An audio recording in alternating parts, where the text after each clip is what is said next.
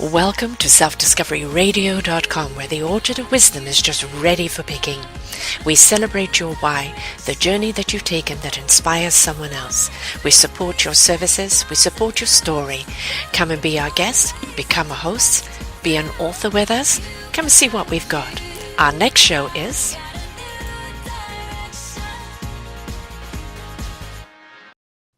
The Wellness Journey inspires, enlightens, and informs women over 40 and all the people who love them. It is a journey that we will take with tips from authors, doctors, and practitioners of holistic living. During this show, experts in the field will provide tips, tools, and techniques that are fun and simple for all to try. Come join me on this journey. Get inspired, get informed, and get well.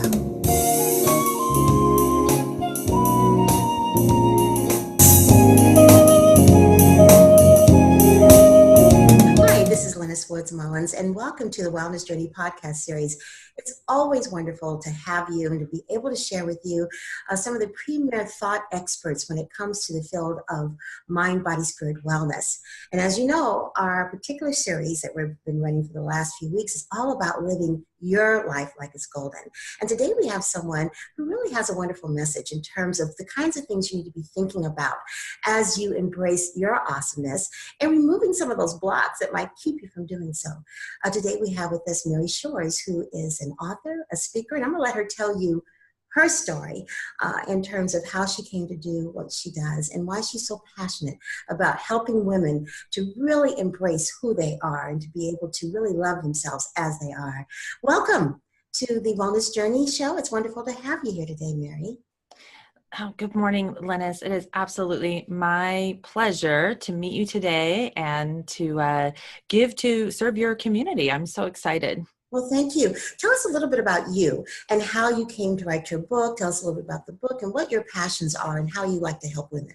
Okay, sure. So I am a woman in my mid-40s, and I have been a CEO, a business owner, for the past 20 years. So I started my first company at 24, and, that sounds like all wonderful, but the truth is that I had suffered a lot of very tragic circumstances prior to that point.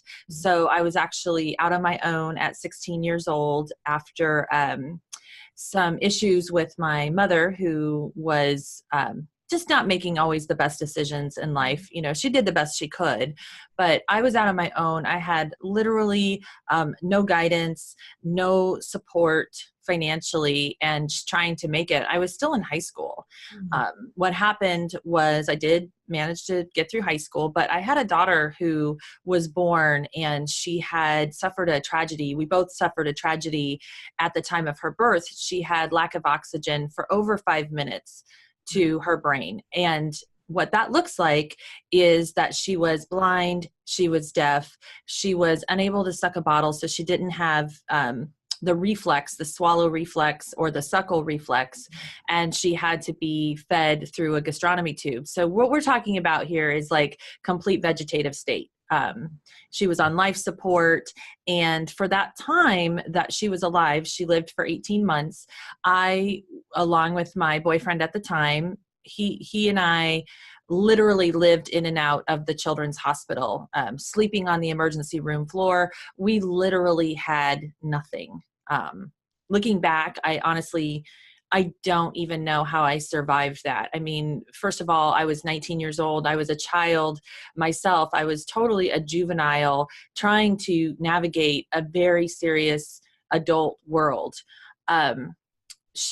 When she passed away, that was really a rock bottom time in my life. Not only because of her death, but also the PTSD that I was unknowingly at the time. I mean, I can only understand these things as I'm older, but all of the things that I was going through with her was causing me to have some post-traumatic stress. And that actually went undiagnosed for probably another 15 years because I had no idea, that I was going through that. So I really took a downward slide after she was born, but eventually something kicks in. You know what I mean? Like you have those turning point moments, and I'm not sure what it was, but I started to feel better. I started to want more for my life, but I had a big problem in a perceived problem. Let's be honest.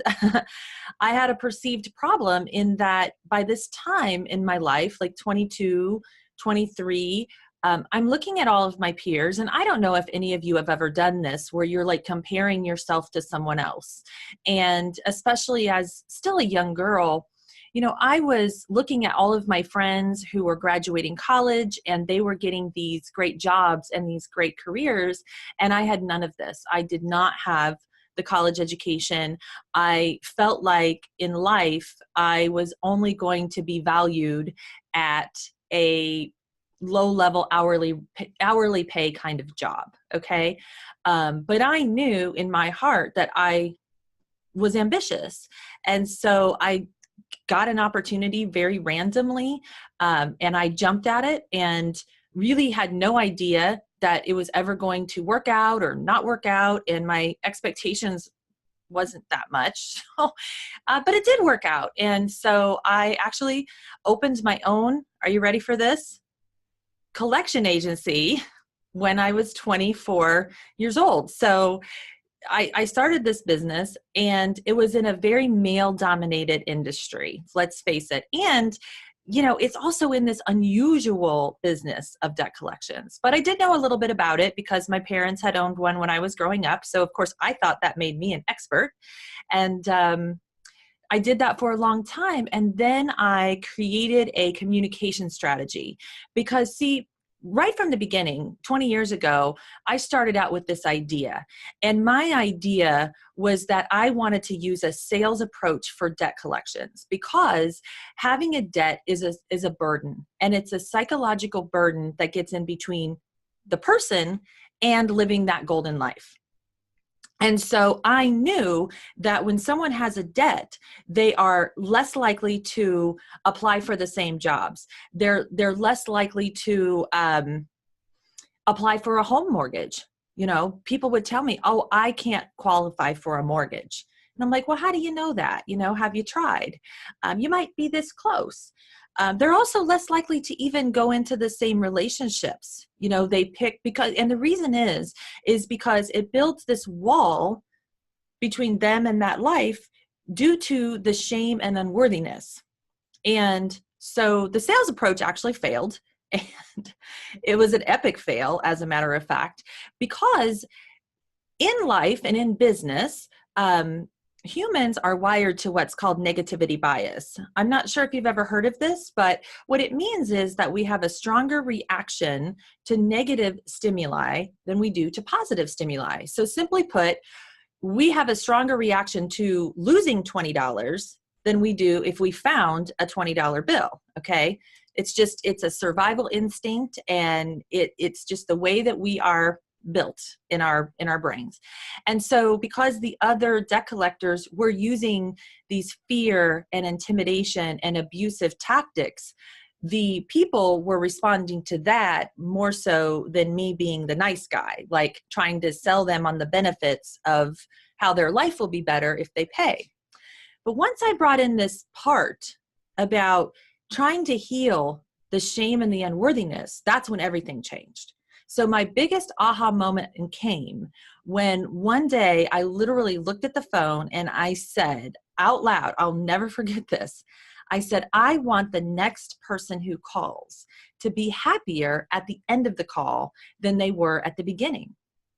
And see, I knew a lot about stress. I knew a lot about unworthiness. I knew a lot about being in a medical situation, and having so much debt that there's no way you can pay that back. I mean, when I had my daughter at 19 years old, I was on welfare because this child is born and there was only one option, which was for her to go on Social Security, which is, part of the welfare system. Wasn't a proud moment, but it was something I had to overcome, So anyway, that's the backstory.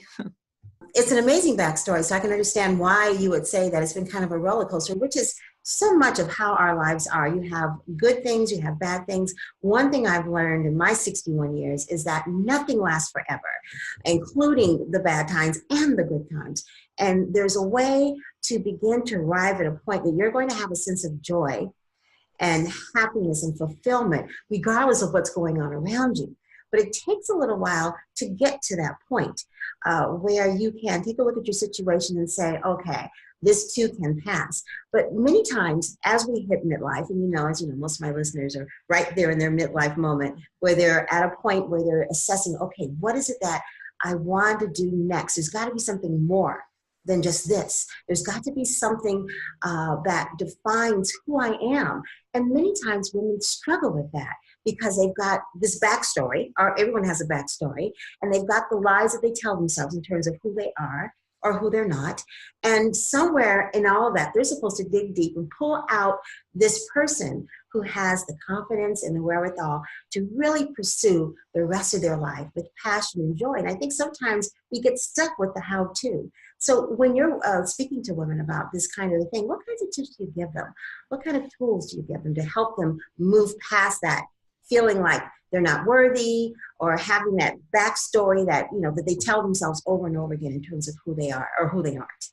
Well, the first place that I like to start is by explaining to, especially women, I think this affects men too, but it affects each gender in its own way, is that the stories that we tell ourselves about ourselves become our identities. And so I am not in any way diminishing the things that have happened to us in our past, because truly, when we have suffered through a trauma, that is not the only trauma I have suffered through. I believe that when you suffer through a trauma, your body is like a library, and it's literally storing in this library everything that's ever happened to you. The good, the bad, the exciting, the euphoric, the tragedies, the triumphs, it's all in here, coded somehow, and it's a beautiful thing. So what I believe happens is when we are constantly tapping in to those tragic stories, women are connectors. We naturally connect and want to nurture with each other. And so I have noticed a tendency that we will bond over these tragic circumstances. Have you ever noticed that, Linus? Yes, like you meet a new girlfriend and you're building that relationship, and what you do is you start sharing all those sad stories, and you bond. But you know what? That person walks away and they feel sorry for you, and that's not the vibration that you want. You want excited, right? So what I think happens is every time you retell those stories from the past, what you're doing is you're recreating them in your mind. You're making them your present moment. Trauma is not about the thing that happened to you per se. It is about the way that it shows up in your present day reality. Okay. And so I have a lot of people who look at me and they want to understand why I did not become a statistic. Because let's face it, for someone who was out on their own at 16, and Linus, I will be really honest, I didn't even understand the power of this myself until I hit my 40s. Because the 40s is a watershed moment in many ways. And I think one of the things that's really challenging about turning 40 and taking a look at where you want to go. First of all, there's a sense of what's next. There's also a beginning sense of mortality that you don't have in your 20s and 30s. In your 20s and 30s, you're still thinking you might live forever, subconsciously. You just really don't have the idea that eventually this is going to end. In your 40s, it's more of a watershed moment, and you're absolutely right. We are the sum total of our experiences, but it's all depending on how we encode those experiences and how we allow them to propel us forward in a positive way instead of hold us back. I am a victim also of post-traumatic stress, and I didn't know it either. Many women are, many people are, and don't even know it, don't even know the symptoms, or they're misdiagnosed, with something else that's going on, because it presents in so many different ways. But once I was aware of, what it was, and aware of what it was caused by, it was a huge aha moment, because I truly believe that information is power. Hopefully when you know better, you do better. And you take those key learnings, the best of those key learnings, and help them move you towards where you want to be, instead of just focusing, as you said, on the negative stuff. Because you're absolutely right about that. When you tell your story, to your new girlfriend or to your new person that you meet. You're right. The person who walks away like, "Ooh, boy," there's nothing. There's no positive energy that's been exchanged. It's all negative, and negative energy is exhausting. Well, it's a nurturing energy. So, that woman, she's sending out that heart coherence, and wanting for you to feel better. But my belief is that in doing so, okay, what we're doing is we're recreating those chemicals that happened in our, I'm really into neurochemistry. So I'm kind of a closet nerd, if you haven't noticed from the things I talk about. But when we recreate those stories, what's happening in our brain is the neurochemicals that happened during the tragedy actually repump, because our nervous system has that memorized, okay? And you can study this through Dr. Bruce Lipton. He's really amazing. And of course, I write about it in Conscious Communications. But what's happening is all our nervous system dials back to the very moment that the tragedy happened. And inside of our bodies, the same chemicals start pumping out. And then next thing you know, you're actually feeling the anxiety, you're feeling the trauma over again, okay? And one of the things that I didn't understand about PTSD is that in a lot of ways, you're attracting more tragic circumstances to yourself. So once you've had that tragedy, there's a pattern that can begin, or a blueprint that can begin to emerge, where you're attracting more and more tragic circumstances to yourself. And this is how someone switches into that victim mode, unbeknownst to them. And no one is certainly doing this on purpose, not myself, not anyone that I have ever met, okay? But the way that you do this, the way that you reframe it is, number one, you have to hit the stop button on the retelling of the tragic stories. So don't make that your connecting point when you meet someone at a party or a networking event. Tell your triumph story. Tell that story, because that story is also same thing. It's going to pull up those neurochemicals. So you tell the story about when you got the promotion, when you got the book deal, when you, whatever is your personal triumph, tell that story, make that the connecting with the person. They walk away going, wow, she's amazing. Right. Mm-hmm. Okay. Mm-hmm. And then that sort of collective energy, because you now feel amazing because you're having those same endorphins and dopamine and serotonin. You're having that flood your system instead of these toxic cortisol and adrenaline and stuff that keeps us down. It's interesting too, because it's especially, everybody has a positive triumph or something that's happened that's positive in their lives. But the other thing that's really interesting is that sometimes people struggle with that. In a lot of my coaching, and I've coached hundreds of women, one of the exercises we do is it's not rocket science. A lot of people do this, is to look in the mirror and be able to say at least 3 or 4 good things about yourself. And it's amazing how difficult that is. First of all, really hard to look at the mirror, really hard to look at yourself.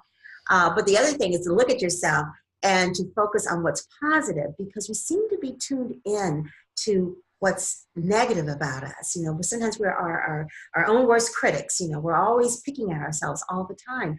What kind of advice can you give us to help us find that story, to, as I say, sing our song, the thing that's positive about us?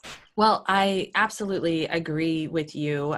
You might be my long lost sister, actually. Maybe we share the same sort of brain vibration going on here. But, in today's episode, we're actually going to be giving a giveaway called the Daily Desires Diary. And I think that you'll love, actually, there's 3 things on the diary. And the second one is that every day in this diary, you're going to record 3 proud moments from the day. And I have very specific neurological reasons why I want you to do this as a daily practice, because as women, I believe that we are programmed right from the beginning to be a nice girl, to follow the rules. I consider myself to be unapologetically powerful. And to get to be unapologetically powerful, we have to get over that. If a man makes that big business deal, he's not saying things like, oh, I just got lucky, or give the credit to another person, because he's not suffering through that imposter syndrome. Okay. They are all about, every time they tell that big fish story, Have you ever noticed how the fish always gets bigger? Yes. That's because when you recall that big win or a small win, then you are pumping up this certain area. It's like your brain, think of your brain like a muscle, and you're working it out just like you would your bicep at the gym. Mm-hmm. And we want to work this out so that you become unapologetically powerful. And so what I'd really like the audience to do is download this free gift. And every single day, one of the things on the diary is 3 small wins or big wins from the day. What were your proudest moments? I don't care what they are. I don't care if you are proud of yourself because you didn't lose it on that person in traffic today. Yes. That is a win.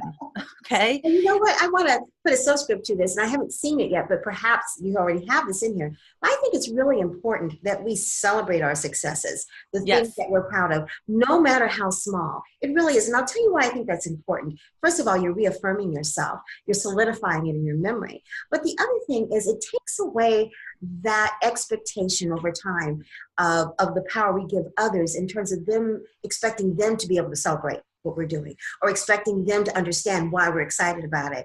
And the reason why I really advocate this is that when I first started my business 10 years ago, I was really a pioneer. Back in 2008, the Mind, Body, Spirit movement was starting, but doing stuff online, publishing magazines online, and all sort of kind of stuff I knew nothing about. And a lot of other people didn't either. So as I began to figure out what it was I was doing and how to do it, I would share this with my husband. Oh, guess what? I figured out this code. I'm so excited because, in my way of thinking, I knew nothing about it. I came from a completely different background. I was a human resource executive.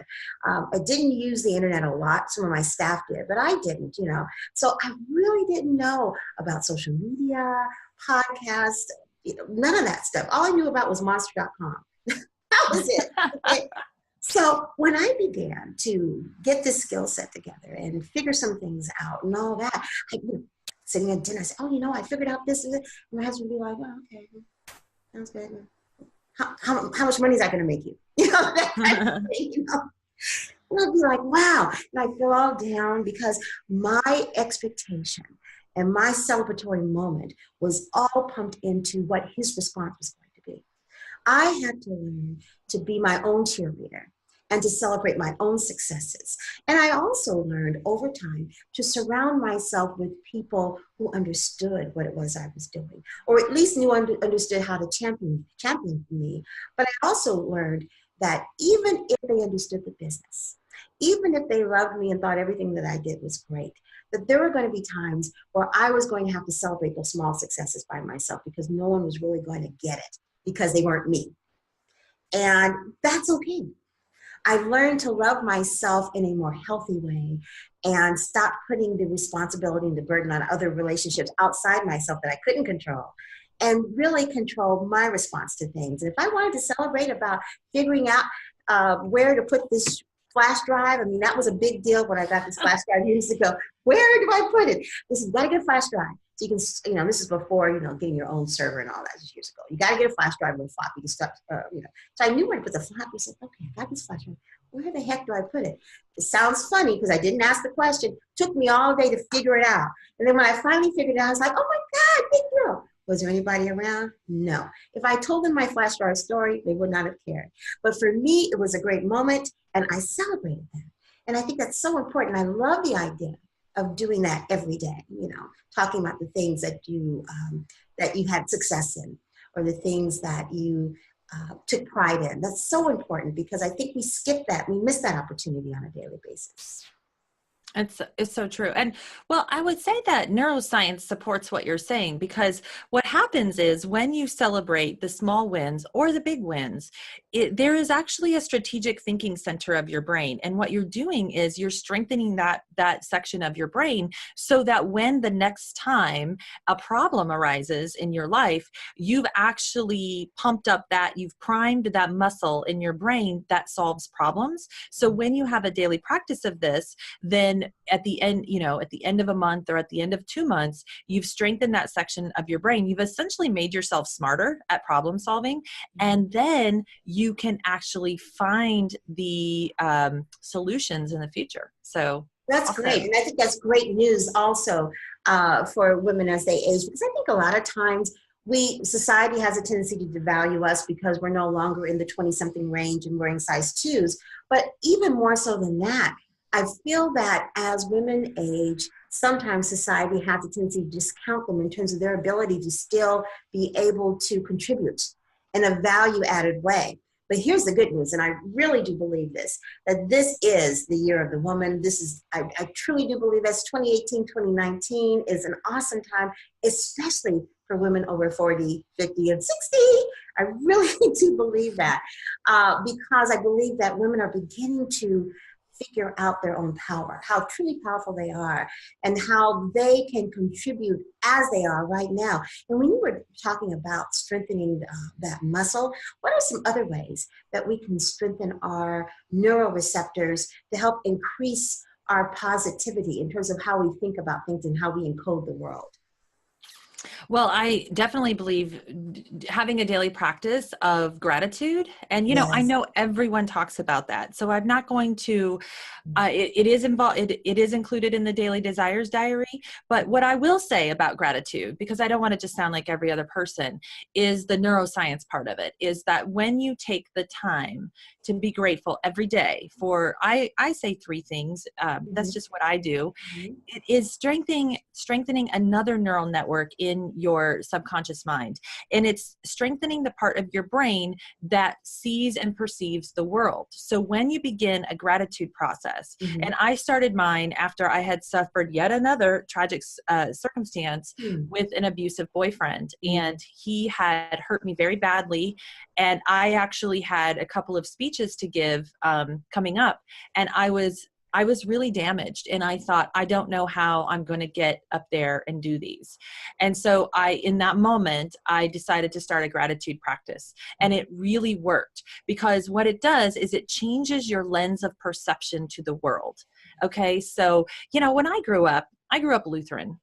And in the Midwest, in the United States, in the Midwest, it can be very like Bible Belt. Okay. And so I wasn't subjected to any extreme religious beliefs or anything, but I did grow up Lutheran. And so on some level, I was taught to believe that gratitude was almost like you owe a debt of gratitude to the God in the sky, and it's your duty to be grateful. Okay. But that's a very different perspective than being grateful, because gratitude is healthy for your brain. Gratitude is healthy for your body. Gratitude, there's a reason why every religious and spiritual practice that I have ever heard of, the foundation is gratitude. And so doing that daily practice of gratitude, which I've been doing for many years, I find it's a super manifestation tool, because when you perceive your world differently, you know, I got really into understanding law of attraction 10 years ago, but I never wanted to do it from this like woohoo perspective. And I'm certainly not making fun of any of that, but I wanted to explain it from a practical neuroscience perspective. And so, and that's a lot what your book is about, right? In conscious communications, you really do break it down from a neural perspective, which is refreshing and new, because some people need to have, you know, something more than what you would call the woo. And I'm not making fun of it either, but I know exactly what you're talking about. Like, for instance, my husband is very literal, and he's like, yeah, okay, but where does it say that? You know, how can you prove that? So yeah, I love the idea of you focusing on that particular part of your book when it comes to the neuroscience. It's all through there because it's so important. And it really does kind of put a period at the end of the sentence for those of us who are like, yeah, I tried that, but that doesn't work. Well, here's the reason why it should work, and here's what you need to be doing to be more successful in that area. And I think it's one of the things I like about your book. And it absolutely does work. And let me tell you something, your life is a sum total of the things that you are 100% committed to. So if you are wondering what you are 100% committed to, look around, look around, because, you know, my family. Exactly. So, that it's so interesting, and it does change, as you talked about. Like, I definitely noticed this evolvement, how I have evolved, who I was in my 20s, who I was in my 30s, and now who I am in my 40s. As I'm getting ready to turn 45 next month, I'll be really honest and say that first 2 years of 40 was really rocky. That was not, it was like, what the heck is going on with my body? What's going on with my energy? It was almost like going through puberty, only afterwards you don't get boobs and, Right, exactly. and beautiful skin. Nothing to show for it. Just angst. Yeah. Wisdom. That's wisdom. But ultimately, yes. Yes. While you're going through it, it doesn't feel that way. So right. And so what I want to finish up this and say is, like, we all know the concepts of what you focus on grows. And I think that we're living in a time that people can really buy into the idea that we are creating our own realities. And sometimes we get this a little confused, which means that we're going to manifest our highest potential. And there's certain things like empowerment. You mentioned empowerment. And I want to I have something I really love to share about empowerment, because I do believe we're stepping foot into this age of empowerment. And it is so important, because I think whenever there is a buzzword, like a couple years ago when it was all about alignment, it's like, we really need to say what this means. And so for me, I created my own personal definition of what empowerment feels like and what it looks like as a state of being. And I believe empowerment is when from the inside out, it's like this confidence from the inside out, that inside, outside, backwards and forwards, what your vision is. So you have this clarity of what your vision is, and at least the first few steps of how to get there. You may not have the whole roadmap. That's okay. But I like to measure it from a 1 to a 20. And this is very important, because I think when we're talking about empowerment, we should also talk about disempowerment. Okay. Because listen, you are not going to stay in an empowered state of being 100% of the time. And one of the things that I truly believe is that we're in the middle of this positive psychology movement, and that's wonderful. However, we have to be really careful that we are not bullying ourselves when we are issues where we're not feeling positive. We have to allow ourselves the space to feel the entire spectrum of emotions that we are built to feel. Okay. Despair wouldn't be there if it didn't serve us. Sadness wouldn't be there if it didn't serve us. Grief wouldn't be there. And what will happen is, if you try to force yourself to be positive 100% of the time, you are keeping that disempowering feelings stuck inside your body, and they will manifest at some point in a disease, in autoimmune, in cancer. And in my case, it was in my spine. So I started to develop a pretty serious curvature in my spine, which I had corrected, which is wonderful. So when you are in a moment, and I check in with myself and I say, today, in this moment, from 1 to 20, how well do I feel? Now, the word well means a lot of things. How well do I feel physically? How well do I feel mentally? How much energy do I have? How much energy output do I have? Okay. And if that number is over a 10, just from 1 to 20, if that number is over a 10, I consider that an empowered state of being. And here's the secret. That is the time I want you to take action towards moving towards your golden life, because everything you create from a state of empowerment is going to show up for you stronger, faster, better, longer lasting, and most importantly, have a greater impact for yourself and the world. Oh, Now, I love that. That's great. Thank you. I wanted to say something else as a subscript to what you're saying. I absolutely do believe that you should feel the range of emotions. When you're in your despair or your anxiety, which is something very common for midlife women because of menopause, hormones, and just life in general, depression, whatever that is, you need to lean into that. You need to go ahead and allow yourself to feel it, because there is value in the valley. There absolutely is. You may not see it at the time that you're experiencing it, but it really does help you get to the other side of it. And many times there are things and information that you receive during that space and time that is going to aid you when you get to the other side of it, because you absolutely will get to the other side of it. And I love that idea of measuring where you're feeling. And I've learned, also the value of being present.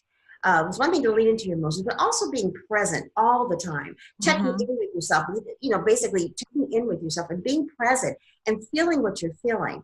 And when you are feeling, like you mentioned, that 10 or whatever, I absolutely agree. That is the time to act and not to be your own negative Nelly, because sometimes that negative self-talk, you're like, yeah, but I don't feel like, no. If you're feeling a certain way over the 10, as you mentioned, that is absolutely the time. And I so agree with that, because that is how I run my life. That is how I've been able to move forward in the things that I'm passionate about. And it took a little while for me to get there, to understand the importance of the value of the valley and the importance of leaning into your emotions. It's a part of using our intuition, but not necessarily having to understand it. So this was easy for me to say 1 to 20, where am I at now? But I do want to finish it up by saying, what do you do when you're in the disempowered state? Okay, because we're all going to be there. Today, I actually feel very empowered, but 3 days from now, I may feel disempowered. So let's say that I ask myself, how do I feel? From how well do I feel? Because, by the way, one day I checked in with myself and I was a 7. And whatever is going on, if you're a 7 on the inside and you look around at your outer world, it will also be a 7. Okay. So if you're above a 10, you will notice your outer world is also above a 10. If your inner world is a 3 or a 4 or a 7, your outer world will be too.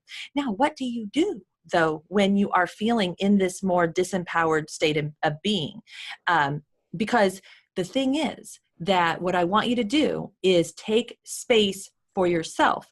Self-care has been another really thriving concept recently, and it's beautiful. But I think we also can put a lot of pressure on ourselves. Like, self-care has to look like a day at the spa or going to the gym. And I like to put a simple definition to self-care, which is really just about taking space for yourself. That's all, whatever that looks like for you, whether it's a bubble bath, whether it's an extra nap, whether it's just sitting in your back porch, staring out at the backyard. It doesn't matter. It's just taking space, because you're allowing your nervous system to calm down. For some people, it's meditation or yoga. I'm not attached to what the thing is. I like to read. That's very self-care for me, because when I read, it will change my state of being from that 7 to a 12 like that within 24 hours. Now, when you're in the under 10, the only thing to understand is to don't push yourself to create. Don't resist it. Don't fight it, because that will actually plummet you down further, down that frequency scale of emotions. Just take your space for yourself, because if you try to force yourself to create and manifest when you're disempowered, what you will have is a lot of chaos, uncertainty. It's like things just don't work out. Like, you did it exactly right, but all of a sudden you're like moving through the mud and you feel very stuck and you create stress. So all you have to do, and for me, it's usually the very next day. If I actually take space for myself, the very next day I will be right back at a 12 or a 13. But if I don't take space for myself, it's going to be 2 or 3 weeks. Yeah, that's a very good point. And I do believe that we need to strike when the iron is hot, and then we're the only ones who can determine when that is. No matter what anybody else might be telling you. That happens to me sometimes. Right now, for instance, I'm working on a book compilation, and my chapter is due. And I have not felt empowered to write it. Just hadn't felt it. And then all of a sudden, last night, out of the blue, that time came. And I got up and I did it right then and there, and say, okay, well, great, I'm ready, I'll do it tomorrow. I did it right then and there. I was struck by the fire is hot. And I was able to, what I had been obsessing over trying to get done for like 2 months, I did in like 2 hours. Stronger, faster, stronger, faster, better, Yes. longer lasting, and more impactful. And I'm guessing that what you wrote was straight from your heart and it was exactly on point, and you're not going to have to do it over and over and over again. That's right. And It's so one shot. That's usually my thing, is like one time, that's it. Send it to the editor. There's like these little things here and there, but that's it. That's usually how that works for me. When it comes to just write it out. It's always an amazing experience, but it's also a self-affirming experience. I truly believe that if you're brought to an opportunity, then you can move through that opportunity. Everything that you have, everything you need to fulfill that opportunity, you have within you. But many times it's all about the timing and where you're at that particular time. So, wow, thank you so much, Mary Shores, for your wisdom and for your book, Conscious Communications. What a wonderful gift, and so important for all of us to read. For those who want to read your book, purchase it, where's the best place to go? And also, where should they go to find out more about you? A great starting point is if you download that Daily Desires Diary, you're going to get a free chapter. So that's awesome. But, I always say that, if you resonate with what I've said and you want to know more, please go on Amazon or wherever is your favorite place to purchase books. Check out Conscious Communications. It's published by Hay House. I always say, just like, read the description, a handful of reviews. You will know whether this book is for you or not. And if you want to connect with me, you can certainly do so in the Facebook group, Fearless Ambition, or through my website, maryshores.com, SHORES. Fantastic. And for those of you who are looking at the actual show site, you can see her link there, maryshores.com. There's also a link for you to go and take a look at her book and purchase it if you so desire. Mary, thank you so much for being on the Wellness Journey podcast series. It's been wonderful to have you. My pleasure, Linus. Thank you so much. Thank you. And thank you to all of you listeners for the podcast. Thanks so much for tuning in every week and listening to some of these premier experts in the field of mind, body, spirit wellness for women. It's just wonderful to have you. And please make sure that along your journey, that you remember that you're going to get these tips, tools, and techniques that are going to aid you and help you to be well in your mind, body, and spirit. Thanks so much for listening, and we'll see you again next time. Join me next week when I'll have a new guest discussing a new topic that will aid you at every point on your wellness journey. For more information on how to strengthen your mind, body, and spirit, click the link on your screen to check out my e-magazine, Wellness Woman 40 and Beyond. Till next time, keep living your life like it's golden.